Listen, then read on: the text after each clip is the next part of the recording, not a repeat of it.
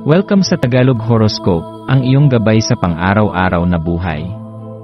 Hatid namin ang pinakadetalyadong horoscope na magsisilbing gabay mo sa pera, trabaho, pag-ibig, kalusugan, at swerte. Naway magtagumpay sa buhay ang lahat ng ating tagapakinig at subscribers sa buong mundo. Maraming salamat sa pag-subscribe at tanggapin ang siksik, liglig, at umaapaw na biyayang hatid ng Tagalog Horoscope. Ito ang iyong pang-araw-araw na horoscope para sa Aquarius, para sa Pebrero 20, 2025. Ngayong araw ay isang makabuluhang sandali para sa iyo, Aquarius, sapagkat ang buwan ay nasa Sagittarius, isang senyales na magdadala ng matinding enerhiya ng kalayaan at pagsasaliksik sa iyong buhay. Sa iyong likas na pagkagusto sa kalayaan at pagiging bukas sa mga pagbabago, mararamdaman mong parang may tumatawag sa iyo upang tuklasin ang mga hindi mo pa nalalakbay, hindi lamang sa pisikal na mundo kundi maging sa iyong isipan at puso. Ang iyong pangangailangan na lumayo sa routine ay magiging mas matindi ngayon, at ito ay magdadala sa iyo ng inspirasyon upang subukan ang bago, sumubok ng kakaibang bagay, o maranasan ang isang uri ng paglalakbay na hindi mo pa nasusubukan. Ang enerhiyang dumadaloy sa araw na ito ay puno ng katapangan, tapang na humakbang palabas sa iyong comfort zone at ipakita ang tunay mong sarili sa mundo. Maaring may matagal ka nang iniisip na gawin, ngunit hindi mo pa nagagawang ipursige. Ngayon, Aquarius, ay isang magandang araw upang hayaan ang iyong sarili na yakapin ang posibilidad ng pagbabago. Tanungin ang iyong sarili, ano ang bagay na gusto kong gawin ngunit palagi kong ipinagpapaliban? Ano ang pumipigil sa akin? Ano ang mangyayari kung susubukan kong bigyang laya ang aking sarili? Sa iyong paglalakbay sa araw na ito, ang enerhiya ng pangakit at misteryo ay bumabalot sa iyo. Maaari mong mapansin na may kakaibang kislap sa iyong personalidad ngayon, mas nagiging kaakit-akit ka sa mga tao sa paligid mo. Maaring mapansin mong may mga bagong pagkakataon na dumarating, mga tao na biglang lumalapit sa iyo, o mga ideya na hindi mo pa naiisip noon ngunit ngayon ay tila malinaw na malinaw sa iyong isipan. Maaari mo ring maranasan ang isang biglaang inspirasyon na magtutulak sa iyo upang muling bisitahin ang mga pangarap na dati mong isinantabi. Ang araw na ito ay nagdadala ng matinding enerhiya ng pagbabago, kaya huwag kang matakot na yakapin ang mga ito. Ang mahiwagang enerhiya ng araw na ito ay nagdadala ng isang matinding pakiramdam ng pagkagiliw sa hindi pa natutuklasan. Maaari mong maramdaman ang matinding pagkasabik na tuklasin ang isang bagay na dati mong iniiwasan, o baka may isang bagong aspeto ng iyong buhay na nais mong pagtuunan ng pansin. Huwag kang matakot sa hindi pamilyar. Sa halip, yakapin mo ito ng buo at hayaang dalhin ka ng iyong kuryosidad sa mga bagong landas. Tandaan, minsan ang mga pinakamagagandang sandali sa buhay ay nangyayari kapag hindi natin inaasahan. Maaari ring ito ang tamang oras upang makipag-usap sa mga taong may kakaibang pananaw sa buhay, ang kanilang karanasan at kaalaman ay maaaring magbigay sa iyo ng bagong perspektiba. Sa espiritu ng paglalakbay at pakikipagsapalaran, maaaring mas makabubuti para sa iyo kung lalabas ka at makikipag-ugnayan sa kalikasan. Ang sariwang hangin, ang malawak na tanawin, at ang katahimikan ng kabubatan o parke ay maaaring magbigay sa iyo ng inspirasyon na matagal mo nang hinahanap. Hayaan mong ang pagaspas ng hangin, ang sayaw ng mga dahon, at ang init ng araw ay magdala sa iyo ng kaliwanagan at kapanatagan. Ito ay hindi lamang isang pisikal na paglalakbay kundi isang paglalakbay patungo sa mas malalim na bahagi ng iyong pagkatao. Kung hindi ka makalabas, maaaring makatulong din ang pagbabasa ng isang aklat na nagbibigay inspirasyon, panonood ng isang pelikulang may malalim na kahulugan, o pakikinig sa musika na nagpapakilos sa iyong damdamin. Sa araw na ito, ang iyong natatanging personalidad ay magniningning ng mas maliwanag kaysa dati. Ang iyong pagiging malaya at hindi takot na ipahayag ang iyong sarili ay magiging isang inspirasyon sa iba.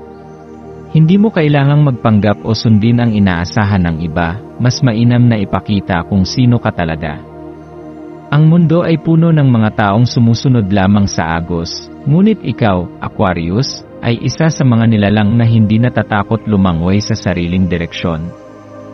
Ito rin ay isang magandang pagkakataon upang makinig sa iyong intuition. Ang iyong puso at isip ay maaaring may mahalagang mensahe para sa iyo ngayon.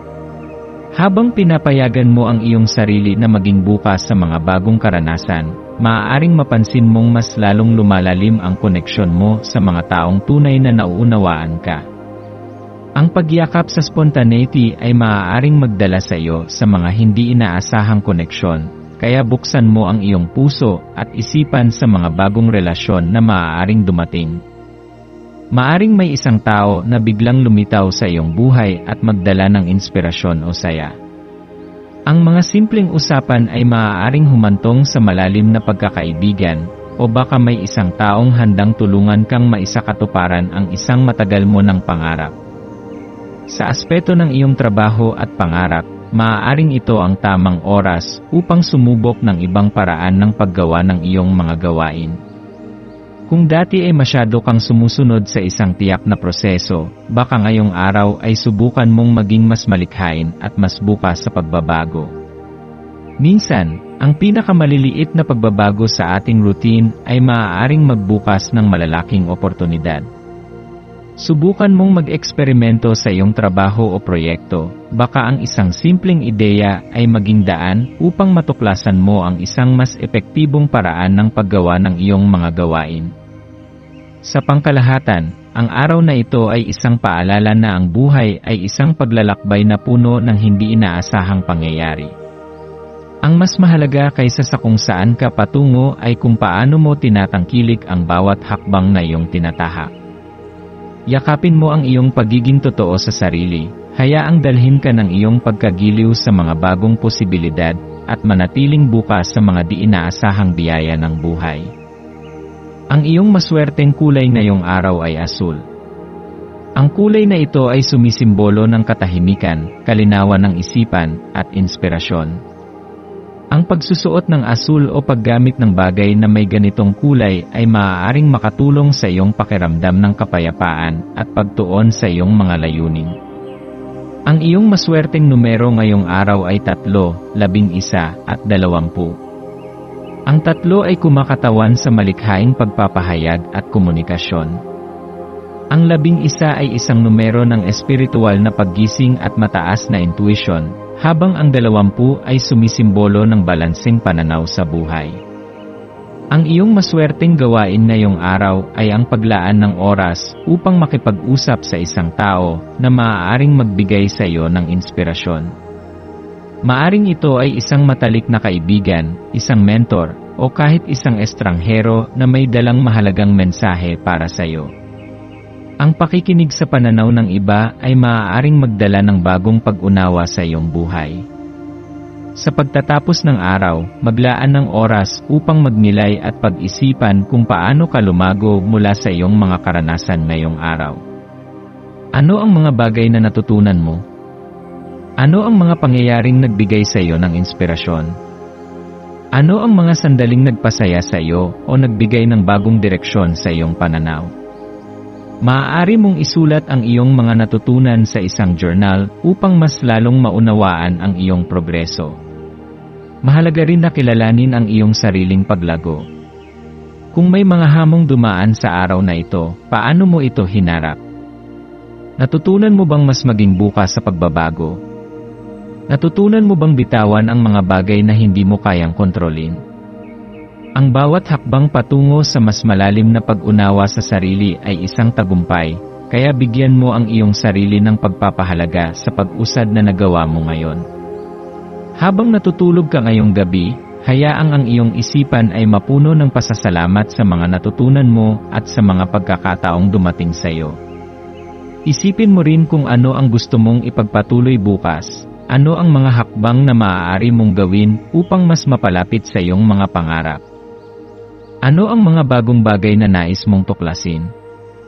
Ang buhay ay isang patuloy na proseso ng pagtuklas, at ngayong araw, Natutunan mong ang pinakamagandang paraan upang mabuhay ay ang hayaan ang sarili mong tuklasin, matuto, at lumago.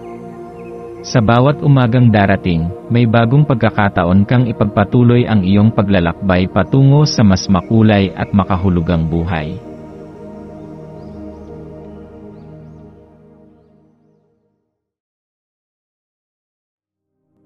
Tayo ay magkaroon ng kaunting sandali upang ipagdasal ang lahat ng mga dalangin ng ating mga subscribers, na sana'y matamo nila ang kanilang mga pinapangarap sa buhay, magandang trabaho, mabuting kalusugan, payapa at masayang pamumuhay, at siksik, liglig at umaapaw na biyaya at kayamanan. Ipinagdarasal namin ng mataimtim ang lahat ng mga komento sa nakaraang video, at hinihiling namin, Panginoon, na pagpalain mo ang ating mga subscribers ng masayang buhay sa mundong ibabaw. Maraming salamat po. Maraming salamat sa panonood ng iyong horoscope ngayon araw.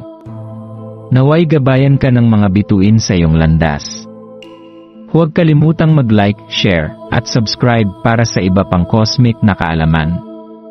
Hanggang sa muli, manatiling konektado sa universo.